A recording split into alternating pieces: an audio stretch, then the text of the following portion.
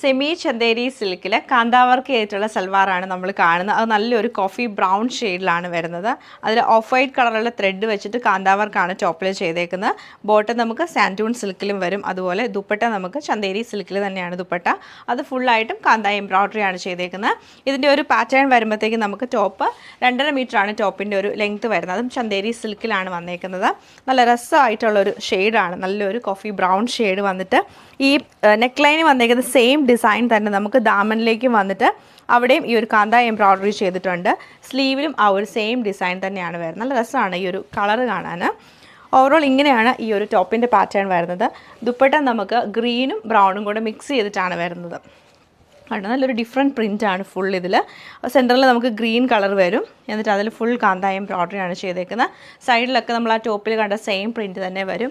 എൻഡിലേക്ക് നല്ല തിക്കായിട്ട് വന്നിട്ട് നമുക്ക് ടാസൽസ് ആണ് കൊടുത്തേക്കുന്നത്. ബോട്ടം വരുമ്പം സാൻറ്റൂൺ സിൽക്കിൻ്റെ ബോട്ടം ആണ് പെയർ ചെയ്തേക്കുന്നത്.